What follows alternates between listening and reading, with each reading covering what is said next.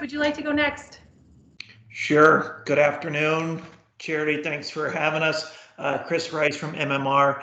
Like Dylan, we're following this for a number of clients. Bridget Morris. Hi, thank you. Bridget Morris with Morris Government Affairs, also here on behalf of a number of clients. Nice to see a lot of you. Chris Delia. Chris Delia, only representing one client, the banking industry. Gabrielle.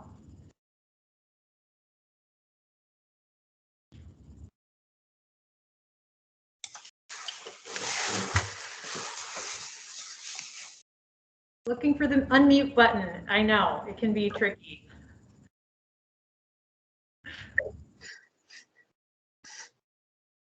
We'll come back to you, Gabrielle. Keep working on that. Who do we have next? Jessica Oski.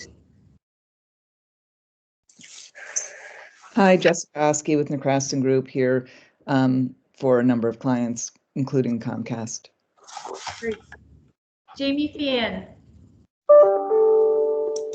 Hey, Jamie Fian with Perma Piper, representing similarly a number of groups, including the Consumer Data Industry Association, a number of property casualty and auto insurers, such as, well, national and local trade associations. Thanks. Claire Buckley. Hi, Claire Buckley from Leonine Public Affairs with Dylan and a number of clients. Thank you. Thank you. I'm going to go to the folks whose cameras aren't on, so I have my list. Thank you, Ryan. Chris Gilrain. Hi there, Christopher Gilrain from TechNet. We are an industry organization representing a number of companies throughout the innovation economy. Who do we have next? Thank you for being here. Maggie Lenz. Hey, it's Maggie with Leonine Public Affairs, following this for a number of clients. Thank you for having us. Thanks for being here. Maureen Mahoney. Hi, Maureen Mahoney. On behalf of Consumer Reports, we advocate for strong consumer protections for consumers, including in the area of privacy. Thanks. Phil Recht. Hi, Phil Recht. I'm with the Mayor Brown Law Firm, and we represent a number of clients, and we're active in the privacy space, so we're interested in observing. Thanks for having us. Gabrielle, I see you. Yeah, I successfully unmuted. Thank you. It really wasn't that hidden, but whatever. Anyway, this is Gabrielle Molina with Downs Racklin Martin, and I am listening primarily for Apple. Thank you. Richie Engelhard.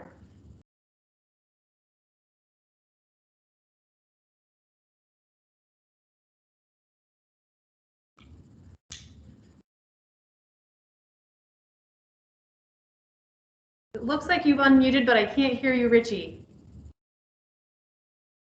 I'm going to come back to you. Sarah O's. Hi, Sarah O's with the Consumer Data Industry Association. We represent the credit reporting industry. Thanks for having us. Thank you.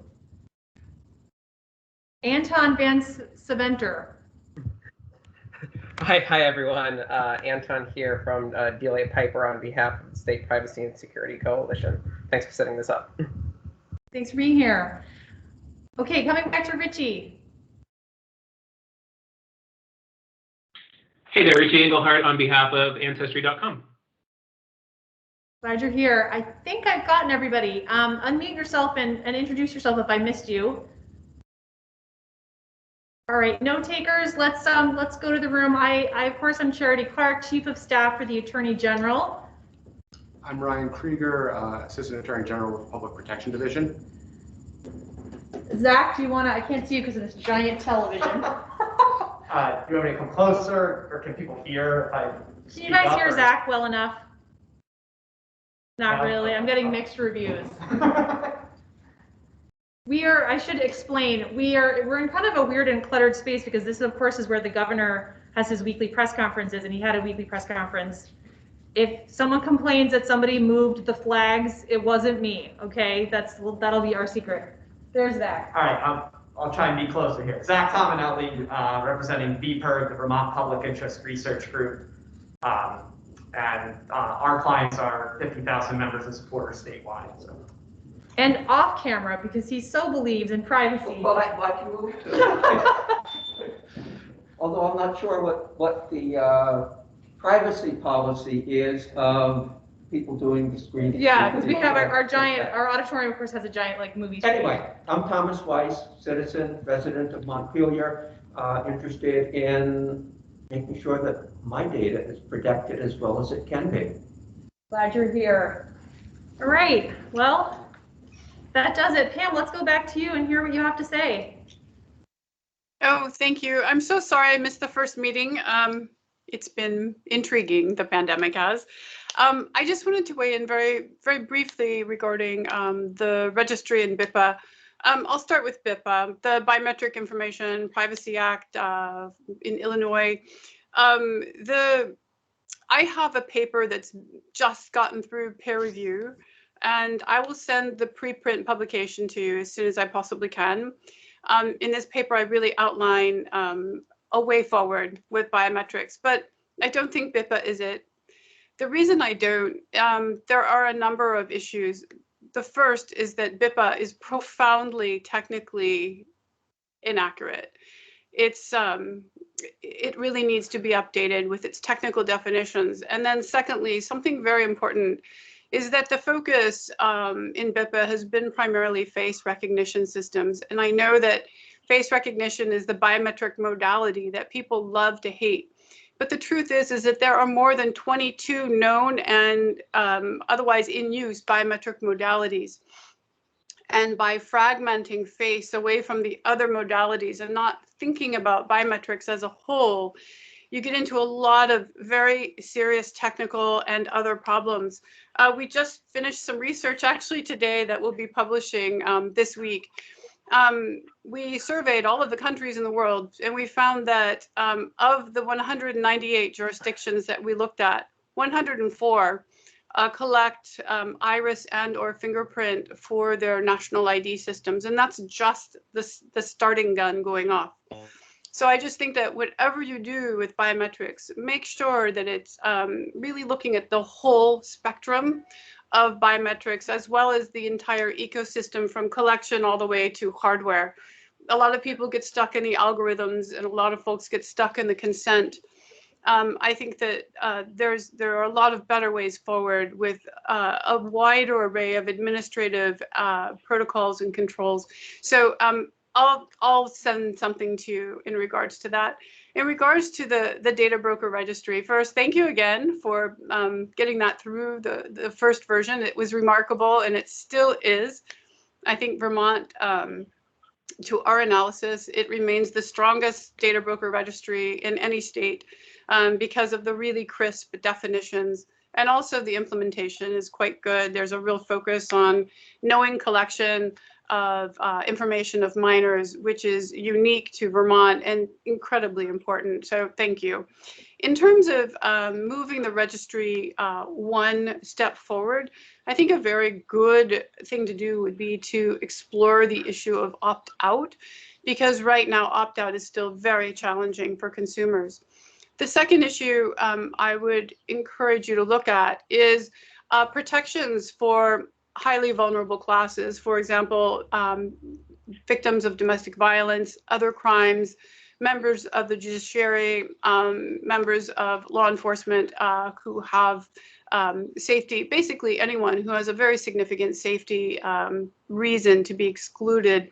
Data brokers in, I think it's about 11 states that have passed such laws, not in a registry, but in other protection statutes, have allowed for these kinds of exclusions already. So I think that those are two edges that are very available and where there's good precedent for moving forward. So those are just some very brief comments about that, and then I'll engage with the today's conversation. Thank you for your patience with that. And if I could ask a follow-up question. Can you guys hear Ryan okay? As you recall... We're getting kind of no, so speak up. Oh, okay. Pam, I just have a quick follow-up question. As you'll recall, when we were working on the data broker bill, there was a lot of discussion of the definition of biometric in that bill. And that definition is in the brokered personal information section. It's the first definition in section 2430 of Title 9. And what I'm going to do now is I'm just going to paste it into the chat so that everybody has a view of what I'm talking about.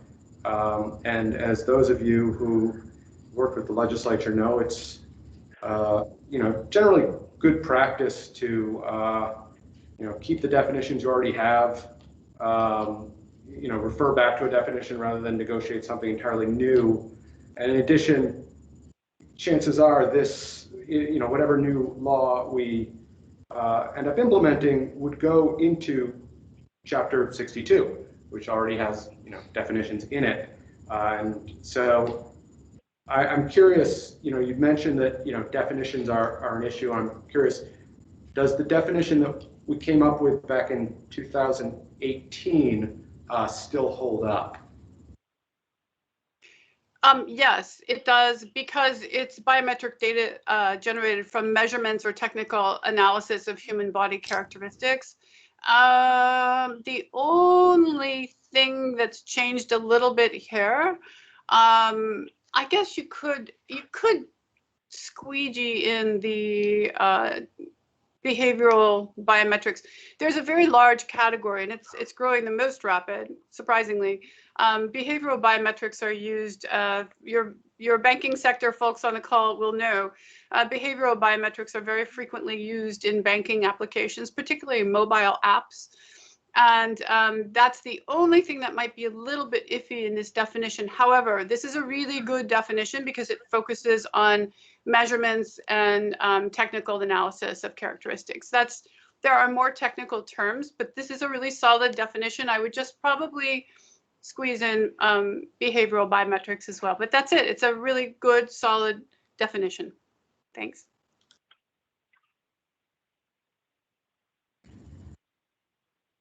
All right. Does anyone have a specific response to what Pam just said, or another topic or issue they'd like to raise? This is where we get to hear from you, all of your thoughts. And I'll say that once again, before the pandemic, Ryan and I rolled into House Commerce and said, we think you guys should look at the Illinois BIPA. So if you don't like Illinois BIPA, now's the time to tell us what you do like, so that we can report that to the committees. Or if you do like BIPA, now's a good time. I know we've heard from some of you already, so it'd be great to hear from other folks who have an opinion. Or you can tell me, Charity, we are going to send you our thoughts in writing. That's fine too. Charity. Oh, Tom has something to say. Yeah, Thomas Weiss here. I guess I'm on screen again. Feeding off what Pam Dixon said and what Ryan brought up, I've got some overall concerns for what an act should look like. And one of my major concerns is that Vermont's various data privacy and protection laws work together. And that's kind of what Ryan brought up with, how's our definition holding up? And how would it apply to if we add biometric information as a larger portion of that chapter that he had mentioned? And this is something that I tried to convey back when we were doing the data broker bill, and I think there was another one that we were working on, with just what's in the various parts and how do they work together or not work together. Another concern is that I think all use of biometric information and other personal data be on an opt-in basis, and the information cannot and should not and may not be used unless the individual opts in. Another concern is that there be an accessible, non-biometric alternative friendly to individuals whenever an entity intends to use biometric data.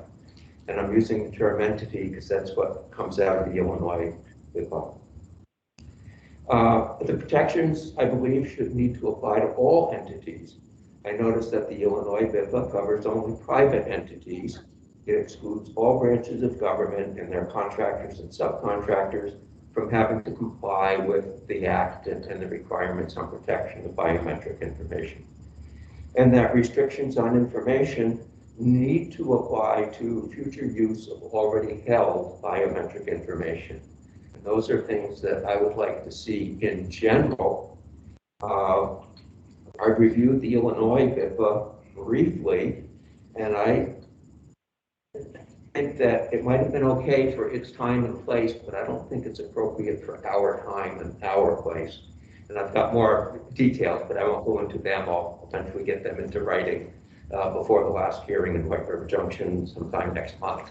Just generally speaking, Tom, do you feel like you just have something in mind that's different, or does BIPA not go far enough? Does it go too far? Is there something you can characterize just generally? It seems to protect the people who, or the entities who hold the data and are using the data more than it protects the individuals. Okay. And there are a number of places in the Act that I can point out at an appropriate time. People want to hear them now, I can go into them now. I haven't looked at the California Act yet, and there were four things on the agenda, and I haven't made the time to go through them all yet because there's still some time to get comments in. I'm here as much to learn and hear as I am to talk.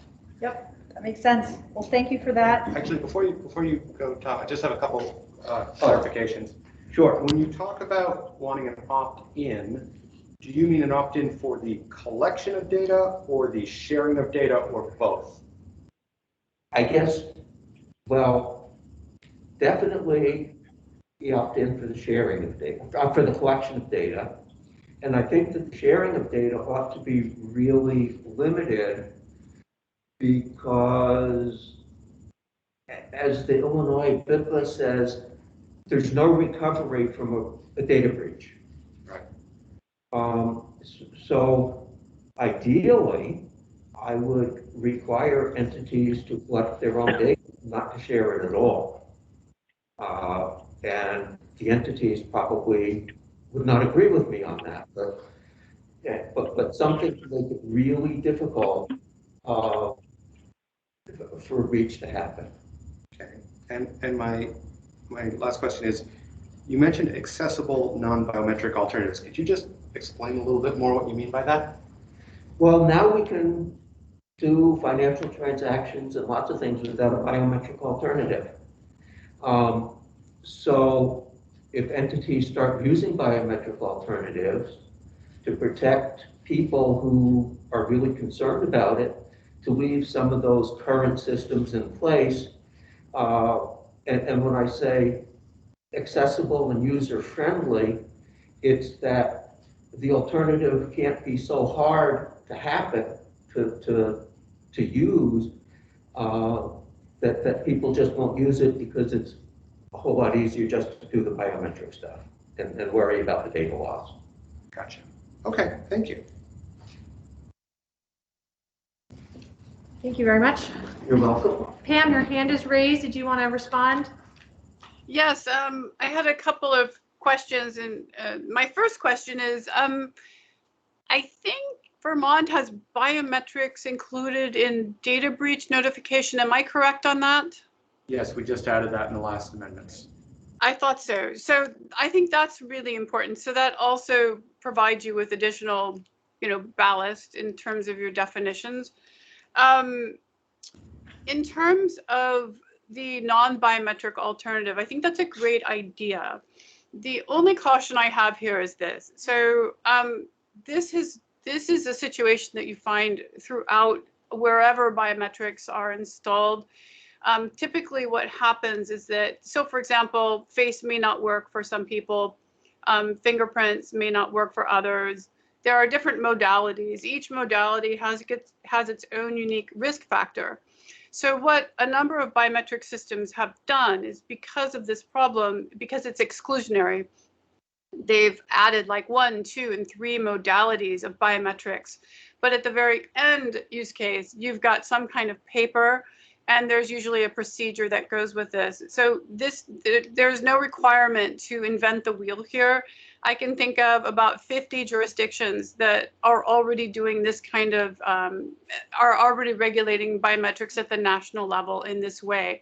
But like I said, typically what you see is a couple of biometric modalities worked through, and then you get the paper, but it doesn't mean you have to do it that way. I wanted to talk a little bit about the pandemic and biometrics. It's a really important consideration.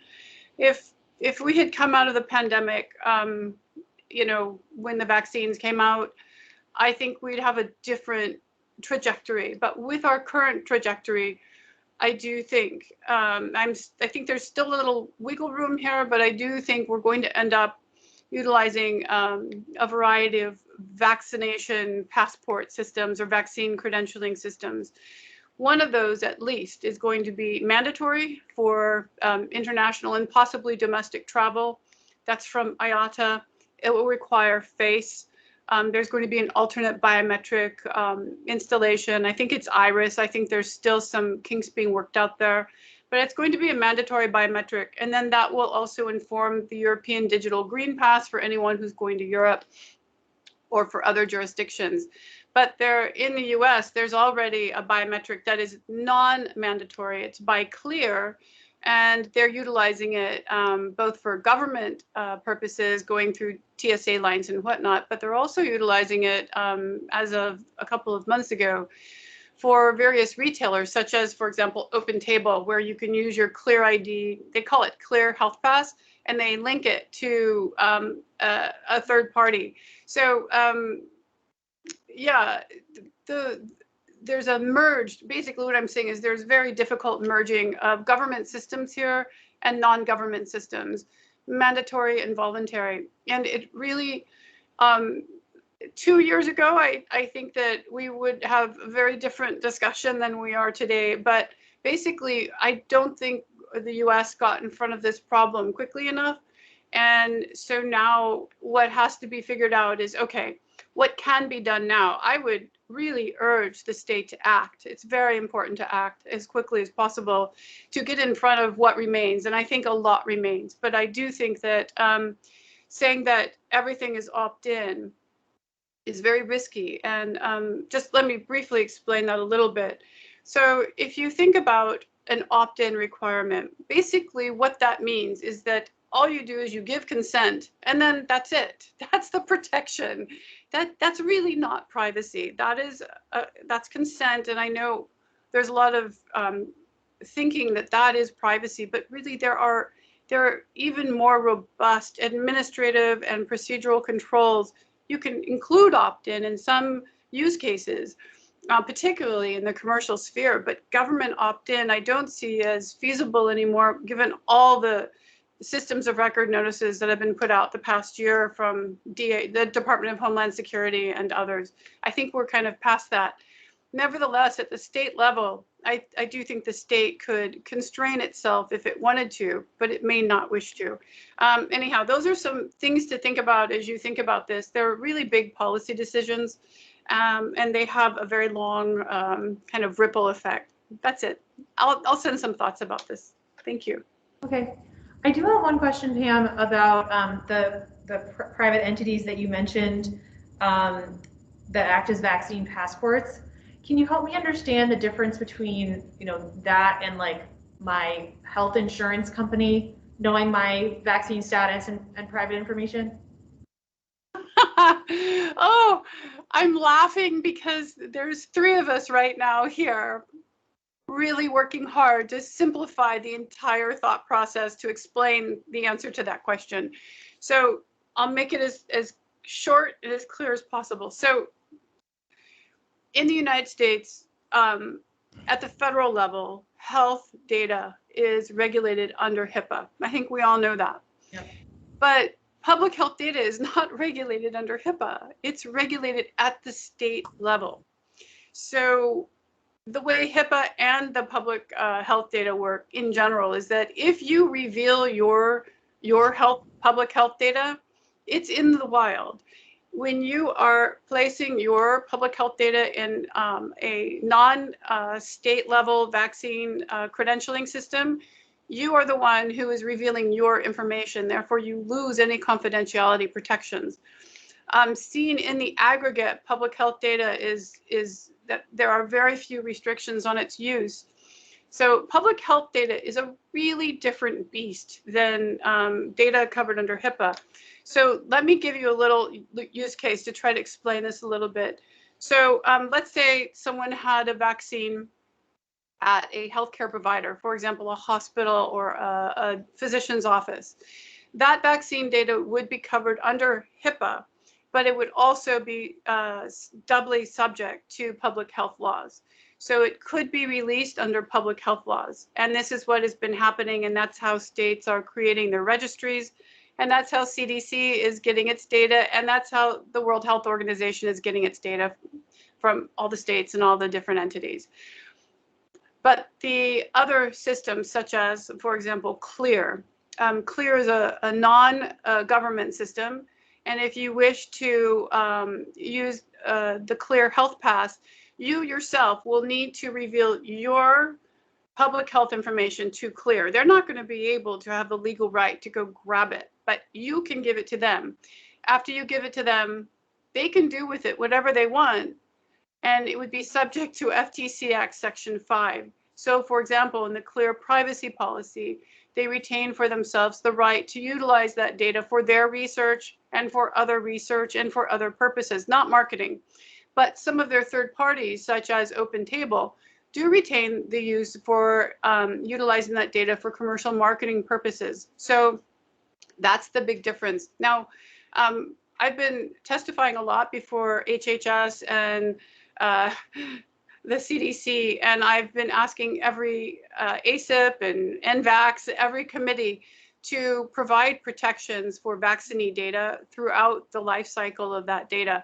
So right now, under CDC guidance and requirements for vaccinee data is protected at the source wherever a person was vaccinated. So this is a ad hoc emergency regulation from the CDC/HHS.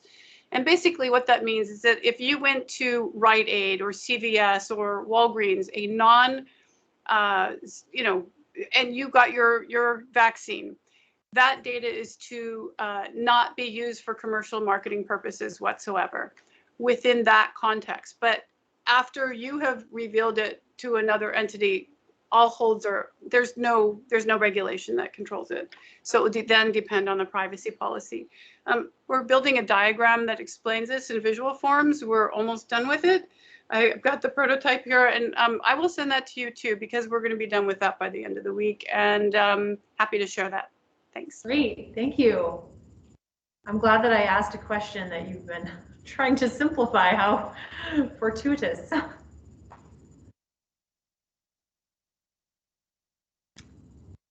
Anyone else want to contribute to the conversation or have something to share, something to follow up on? Vaccine passports? Charity, it's Chris D'Elia. Hi, Chris. I'll just offer a comment.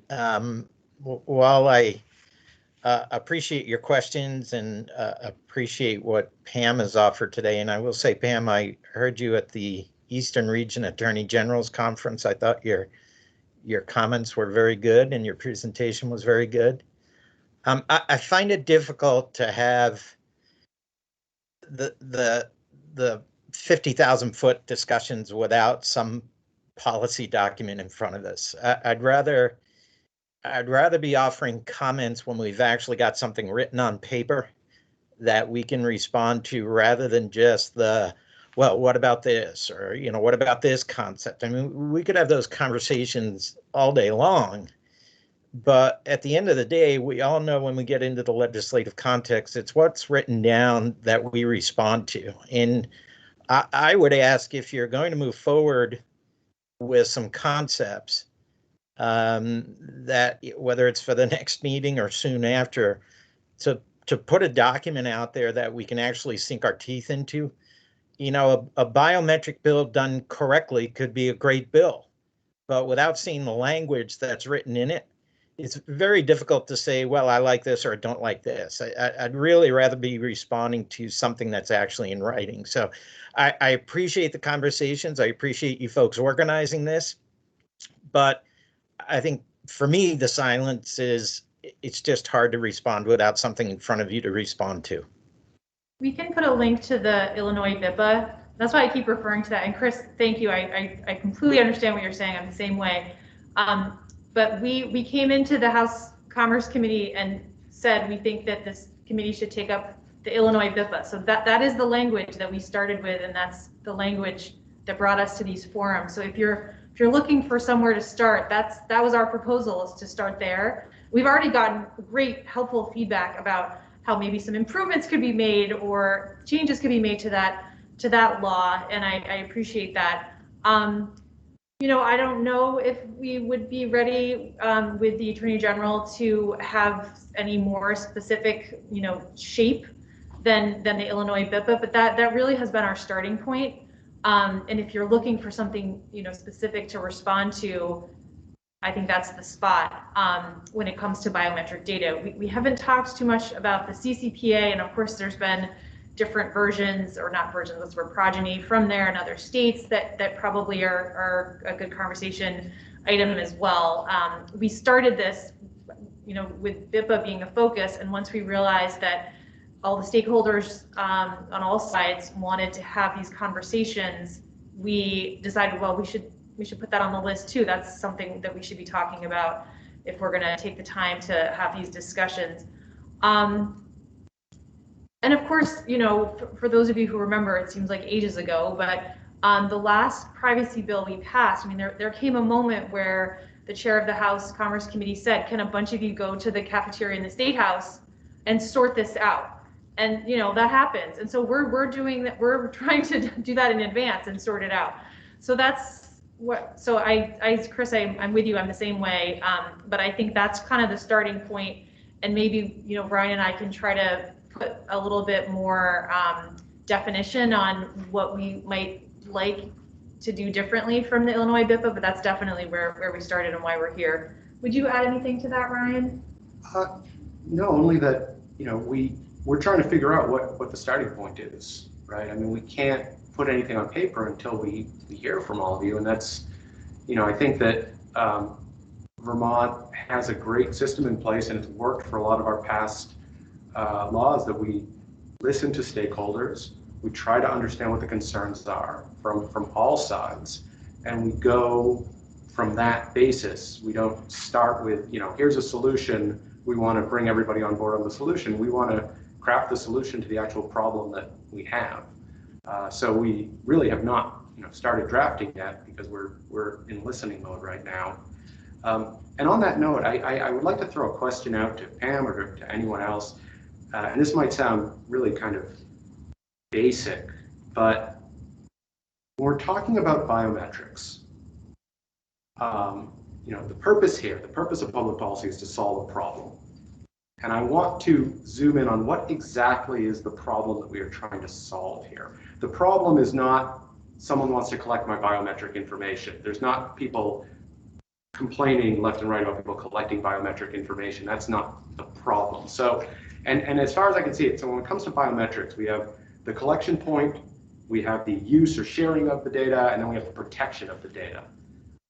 And I think I have a pretty good sense of facial recognition, what can go wrong there, because, you know, we're in the middle of litigation over facial recognition, and that seems to be its own special category of biometrics.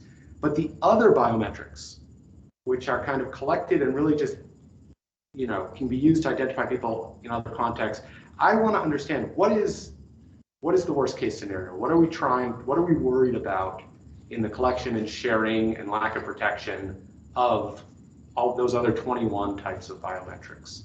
What are we trying to put controls over? Yeah, Ryan, that's a really, really good question. That is the question, right? So if you look across the different biometric modalities, the risks that you're trying to get at are different for each one. That's the problem with trying to regulate them all as a unit. So, I mean, the risks associated with DNA are completely different than the risks associated with fingerprint and so forth. But if you want to move back and try to get a little bit of a more of a bird's eye view, I would add a couple of steps to your rough cut. So there's a collection issue. Definitely you want to prevent from collection that is unfair. So for example, anyone that's scraping the web and using the information of minors to that sort of thing. There's second phase is what I would call the build phase. So in other words, a company or a vendor would need to build their algorithm. And I do think that that's a pain point, because you want to make sure that the data that was collected for building their commercial algorithm was not collected inappropriately. Then you have the analytic phase. This is the phase where a lot of folks have focused on, which is what I would call the AI problem phase, where you have, that's where you're going to run into the various age, gender, race, and other issues with accuracy. And again, each biometric has its own, cutoff points for that. But then there's use. So how is the biometric going to be used, and what are its use characteristics? How has that been tested? Is this quantified? Has it been studied? All the biometrics have really been rigorously studied. We know what use cases they work for and what use cases they aren't, useful for. So is the use within the well understood parameters? And then finally, there's redress. What happens in any particular biometric or use case of a biometric or multimodal, multiple biometrics at once, which is more common? What are the consumer redress mechanisms? This should apply for government and for the private sector. Because so let's say that you are trying to get on a plane and you can't because your biometric was rejected. This happens to people who have gotten a lot older than their ID, or have lost very significant amounts of weight, or the reverse.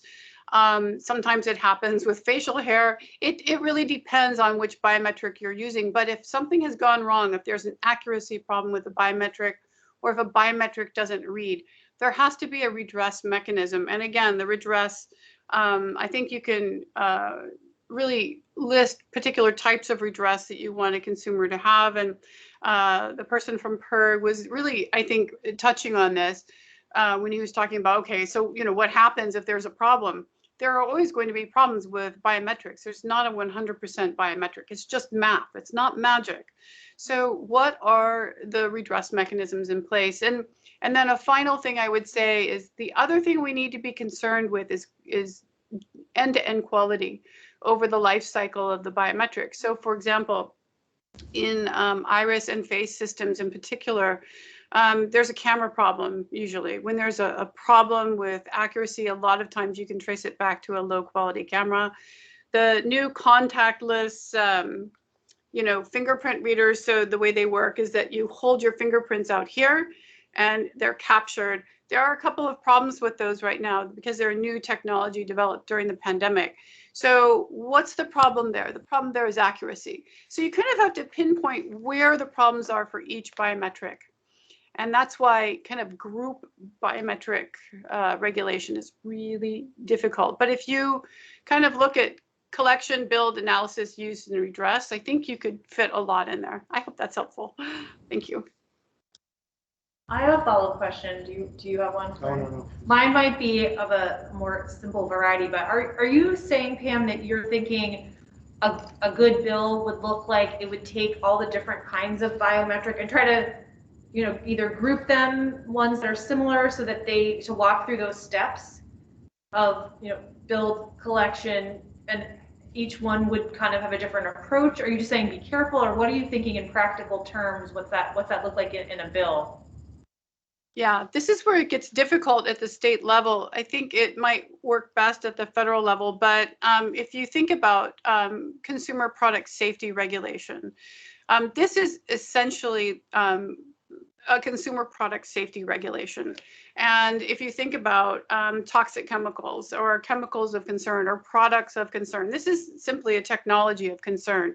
So you've got to put mitigations in place. So I do think you can group these. I think you can pull some out and identify particular either use cases or qualities to ensure are not present. But there are some things you could do across all of the biometrics. For example, is the biometric certified? Has it been tested for accuracy and bias? All biometrics are. They usually go through some form of NIST testing, all of the different modalities. So these numbers are generally known. That's why I know that contactless fingerprints are profoundly less accurate than fingerprints that you put actually on a piece of glass. That will improve over time, but you have to really know.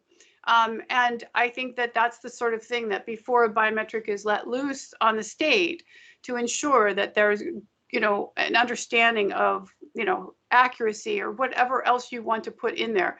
Is there any racial bias? Is there any, what other problems can a consumer run into? I think that those are administrative and procedural protections. I think that would be very, very helpful to add to all biometrics. Within that, I do think you could pull some out and make specific recommendations without getting into an absolutely giant regulatory regime that no one could ever lift up. It would be too expensive. But I think you could do a modified version. I haven't looked at your your Consumer Product Safety Act at the state level, but I think that you could either include biometrics in there or utilize that model. Thanks. Thank you. Maureen, do you have your hand up? Yes, thank you. One thing I want to add is looking at this definition of biometric information. I agree that this is a good definition. One thing that the CCPA explicitly has in their definition is voice recordings, and it occurs to me with the increased collection of that information through smart speakers, it might be helpful to have protections over that, particularly as it could be exploited to target advertising. Okay, good point.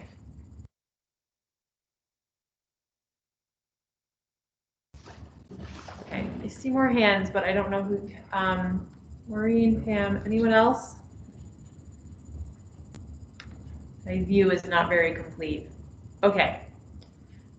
Pam, is your hand up again, or you just haven't put it down? Apologies. Oh, I just responded in the chat to Maureen's comment. I agree with Maureen. I think voice is a really big category of biometric. The definition that you have does cover voice, but I don't think it's a terrible thing to call it out. But yeah, I do think your definition would cover it because you've got the unique physical representation or digital representation of the consumer, and voice definitely is known to be in that category. Okay. I'd like to throw out a kind of an end goal notion here when it comes to biometrics. I just asked, what are we worried about? What are the problems? I think one of the issues that we see with biometrics is contact tracing apps, for example. I know people who don't want to use contact tracing apps because they're worried about what's going to happen with their data. I know people who don't want to use, the iPhone's facial recognition unlocking because they don't know what Apple's going to do with their data. In order for technology to work, in order for an economy to work, we need trust.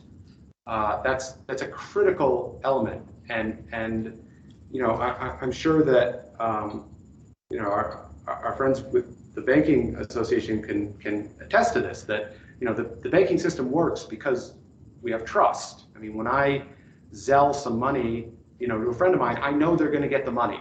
I know it's going to be the right amount of money. I know that if something possibly goes wrong, I'm going to have a way to resolve that. So I don't hesitate before using a credit card, using whatever. Right now, we don't have that in the biometric area or in a lot of data collection area. And so you have people opting out. And we don't want people opting out of using technology. We don't want people opting out of, there's a lot of really cool stuff that's going on that can really improve our lives.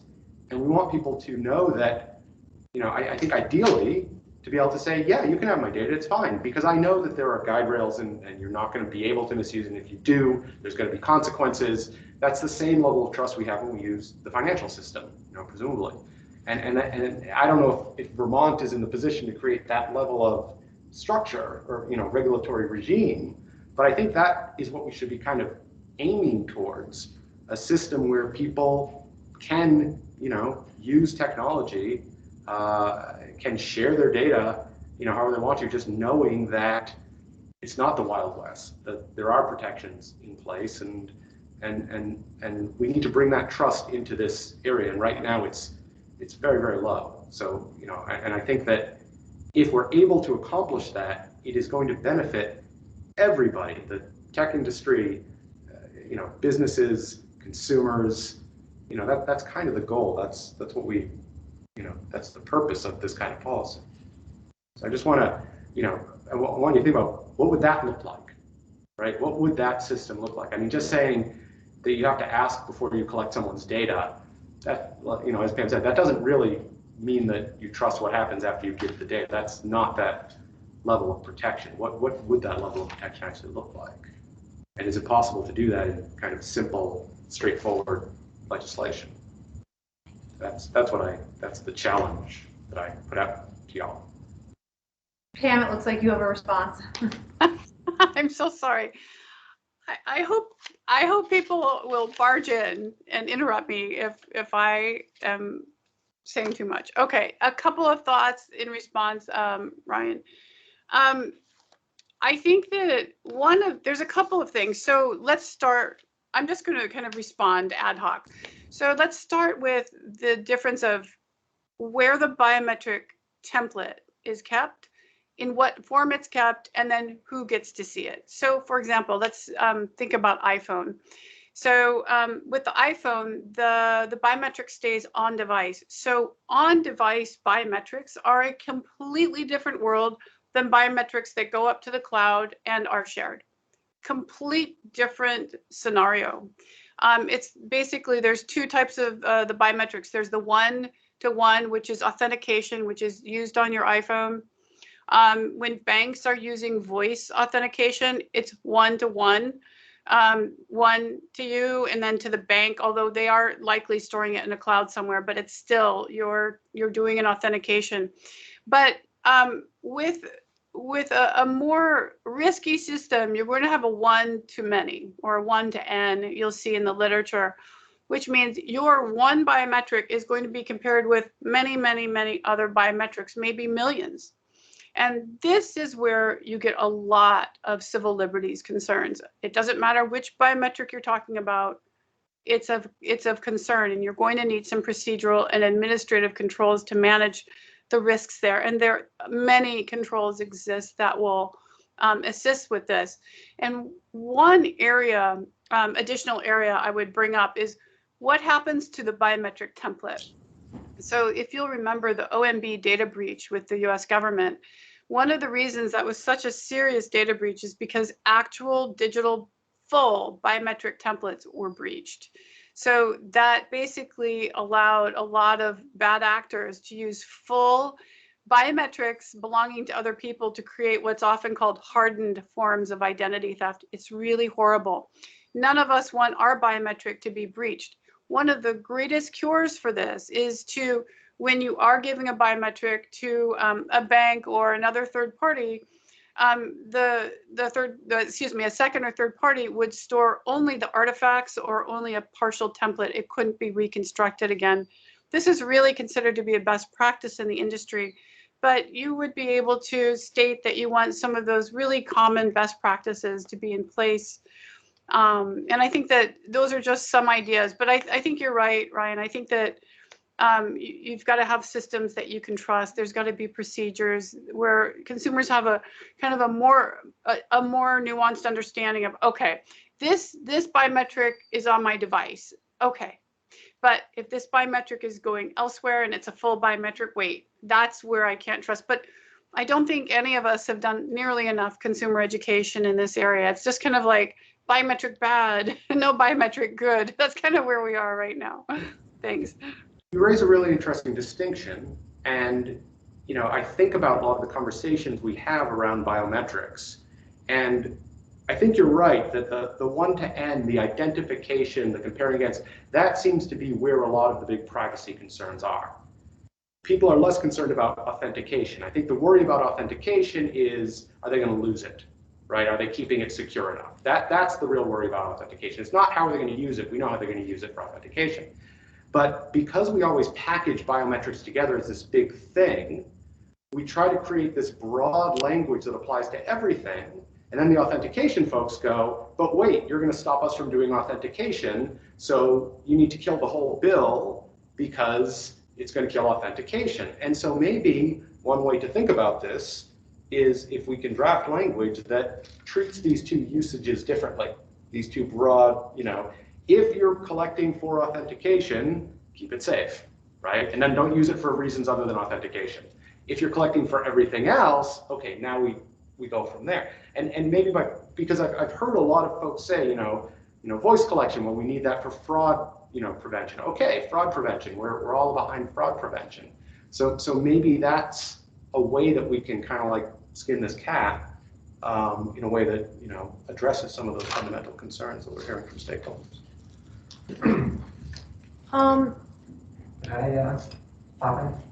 Yes. So this is Zach with BPERD. So I really like where you're heading with that, Ryan. That's exactly what I was starting to think as we were having this discussion. So I think I'd like to explore that more in the further hearings here, authentication versus other usage.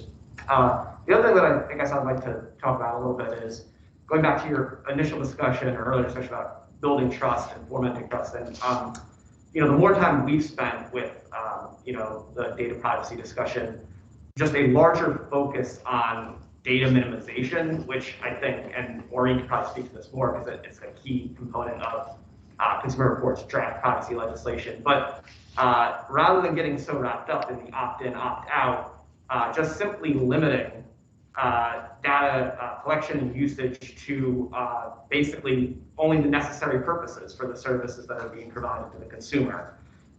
So that I think applies to biometrics, but across data more broadly. And what we find, particularly with consumers, not that people necessarily mind sharing something if they're sharing it for and they understand what it's being used for and that it's only going to be used for that. They want to be able to use various services and access these things. It's that fear of where it goes beyond, which is not unreasonable, that you ask the problem that we're ultimately trying to guard against. So that is, I think, kind of a key area of focus. And something that I think I guess I'd like to explore more either in this legislation or other. Thanks, Zach. Maureen, is that you with your hand up? Yes. Yes, thanks, Zach. That's exactly what I was going to say. And I also agree with Pam that opt-in, while certainly better than nothing at all, certainly much better than opt-out, is not ideal just because dark patterns can push consumers into providing consent where they might not want to. So we think that data minimization should be at the heart of any privacy law, and additional adjustments can be made to tailor it. And I also like this idea of separating authentication for other purposes, but it does occur to me for authentication, I think you would still want to put some retention limits on how long you could keep that data, as only as long as it's necessary.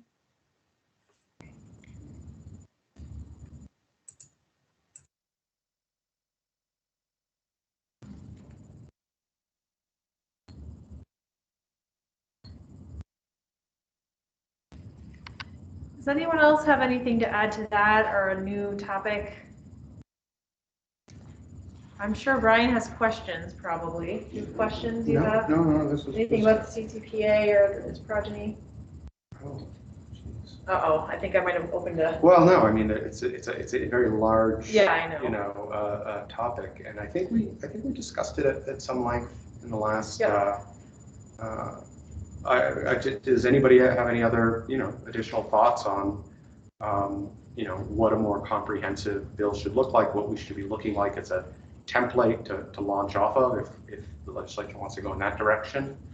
What do folks think is a good starting point? I mean, the question was, we requested, what would be some language that could be looked at? What would be a good starting language to build off of? I think we asked that last time, but I'll raise it again. And I would just layer onto that. I know that the private right of action is controversial in Illinois, and if someone has something to add about that, we're all ears. And by the way, as far as the private right of action and talking about CCPA and talking about BIPA and all these other things, I mean, I believe that the California AG's office has been hiring dozens or hundreds, or I mean, the number of resources they have been ramping up to enforce CCPA. I mean, they just formed an entirely new agency, right, to do this. So, if we were to do a CCPA type thing and throw, a part of a single AAG toward, and maybe an investigator towards enforcement, I mean, it's kind of setting things up to fail. Yeah. Right? And, that is why private rights of action exist. Because if a consumer is harmed without a private right of action, their option is to go to the AG and say, do something about this. If the AG does not have the resources to do something about this, then the consumer has no redress. I understand the arguments against, I understand people are worried about frivolous litigation and things like that. I think that there are protections that can be put in place to, I mean, there are some in CCPA, for example, intervention by the AG, that sort of thing, heightened pleading standards, or, I mean, there are things that can be done, and I'm not endorsing one way or the other. I'm just suggesting that whatever we end up doing, it should be somehow enforceable, right? It should be something that can actually work in reality. And so, maybe something beyond just saying this shall be enforced in the same way that the Consumer Protection Act is, which is what we put into all the other bills. Yeah. So something to think about there. Yeah. Maureen, your hand's up, and I'm not sure if that's from before or if you have something new to add.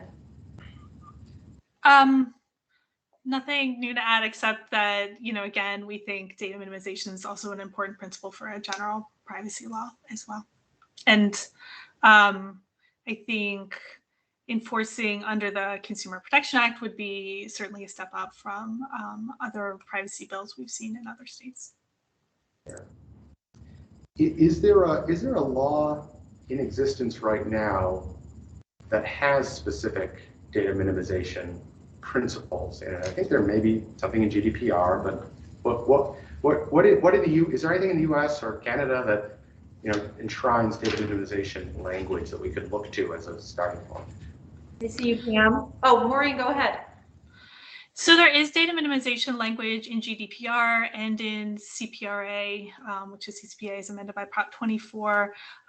We would recommend something a little bit tighter. I think the language in existing law limits collection, use, and sharing to what's reasonably necessary for the listed purposes, but I'm concerned that any purposes could be listed and that would, inappropriately expand that principle. So we'd prefer to limit it to collection, use, and sharing to what's reasonably necessary to provide the service or product requested by the consumer.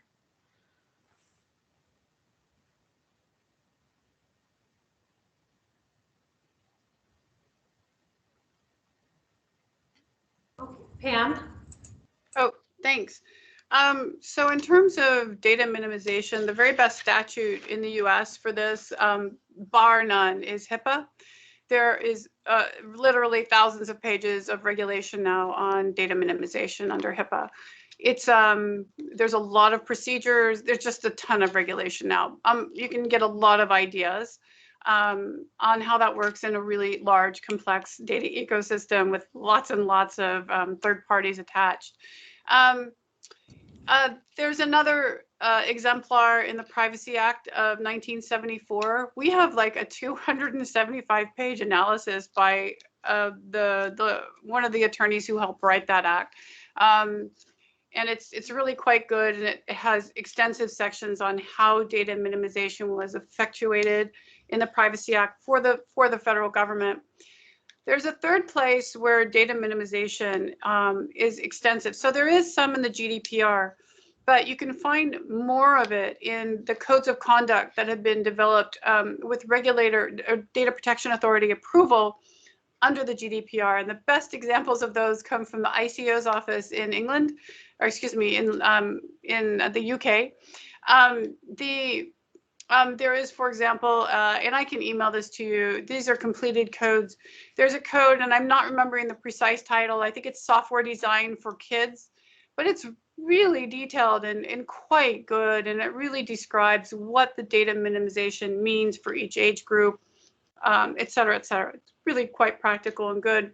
And then finally, there are very, very extensive data minimization language around the world in what's called identification systems regulation. We don't have that in the United States, but almost every other country does. So most countries have pieces of legislation that establish something called an identity authority.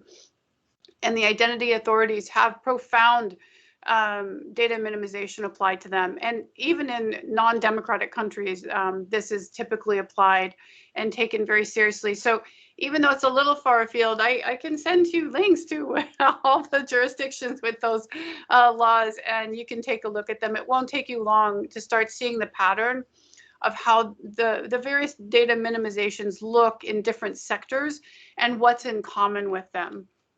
Thanks. Thank you. Do you have a response? No.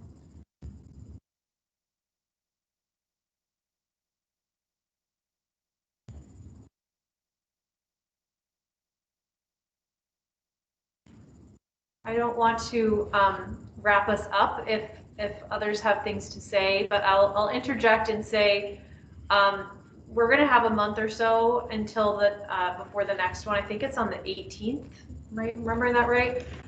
So I think Ryan and I can try to get together, and to Chris's well taken point that it would be helpful to respond to something rather than especially since we tend to see a lot of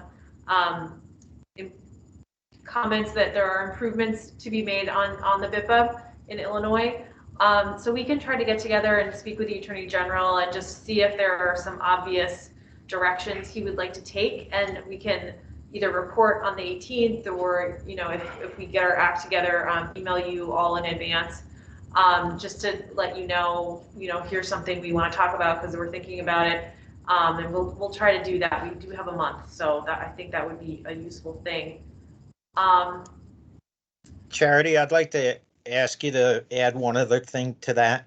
Sure. So listening to the comments from Pam, whether it was biometric or others, some of her comments focus on national policies of countries or national regulations that may exist here in the United States or the European Union, and because of the complexities.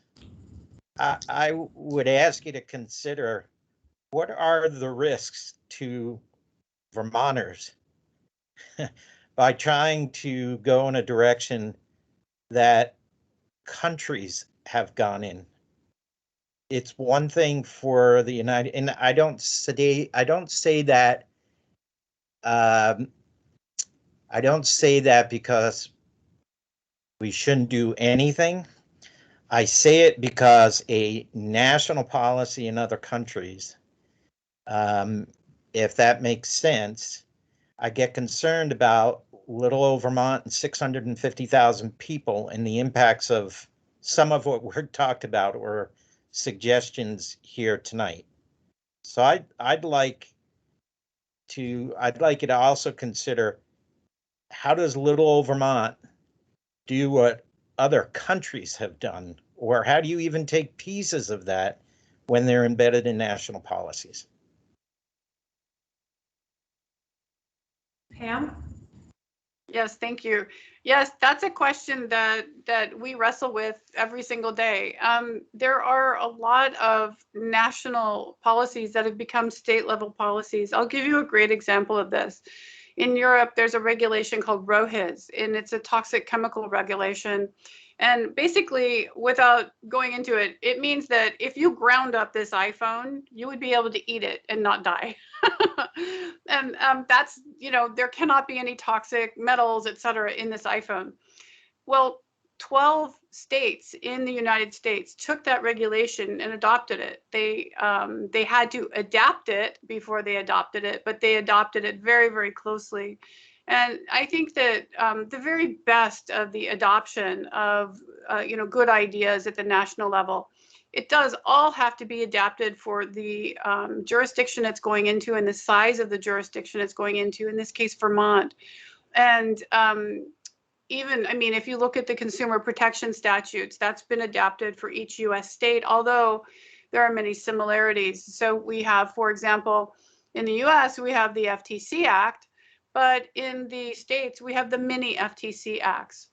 At the federal level, we have HIPAA, but within the states, I'll use California as an example, you have the CMIA, which builds upon HIPAA for the state. So therefore, it will contextualize the law better for that state. And I think that's really the goal here. It's not to adopt a national level law and say, hey, let's have you pay for this. No. The idea is you take the ideas and adapt them for your unique jurisdiction. Thanks. Well, let's just keep in mind, California is a completely different scale compared to Vermont.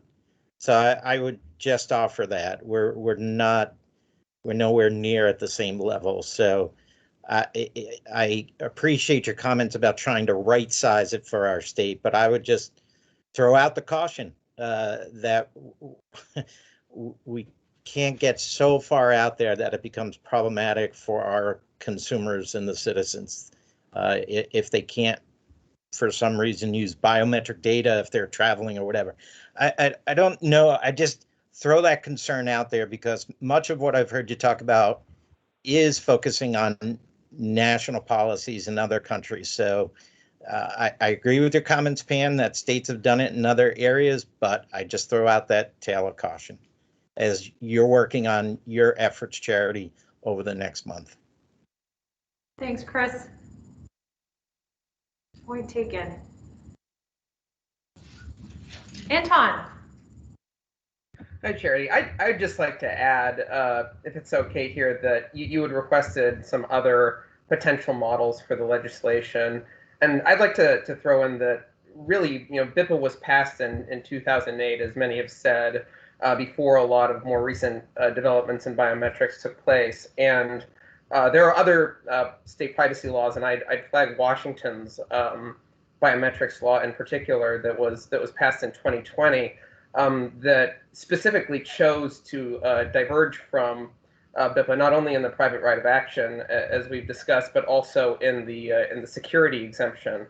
And one of the issues that I would flag in BIPA specifically has been the sort of the toxic combination between three different elements of that law.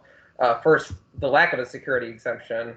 Secondly, the incidental collection falling under the law, which was also read out of the Washington law, and then finally the PRA that was not cabined as in any way as some have suggested could possibly fix that. And that really has, as someone who's counseled clients on that law, it's not an overstatement to say that clients have opted, especially security and fraud prevention related businesses, to leave that state. And I can't imagine that's helped the consumers in Illinois. So I would flag Washington as a potential place to look for what I would consider to be a more modern, updated version of this type of legislation. But just wanted to flag that. Thanks. Thank you. Yep.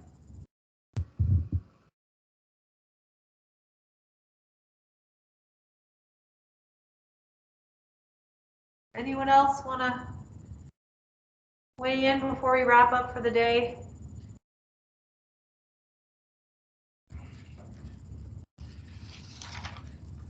Tom, Zach? No, thank you. All good? All right, folks. With that, why don't we say farewell? we are going to, for those of you who are in Vermont and have missed White River Junction, we are thinking of trying to get a room in the Hartford Municipal Building. Last time we were at the health office and it's so hard to find, we literally couldn't even remember where it was when we went to book. That's why we didn't have a location. But then we went to Senator Clarkson and she said, why do you have it in the Hartford Municipal Building? So that's where we're trying to have it, FYI. We'll send out an email to everybody letting them know. Of course, you can participate by teams as well. That's fine too. But wanted to give you that update. Hopefully we'll see folks in a month, and we might, in advance of that, have a little, something more to chew on that I can email you based on these conversations, which have been so incredibly helpful. Thank you for participating and for being here at kind of after hours. It's really helpful, and of course I enjoy learning new things and hearing everybody's perspective, so much appreciated. And with that, I'll say farewell and we'll close the meeting. Thanks, everyone. Thanks, Charity. Thank you. Have a good evening. You too. Bye.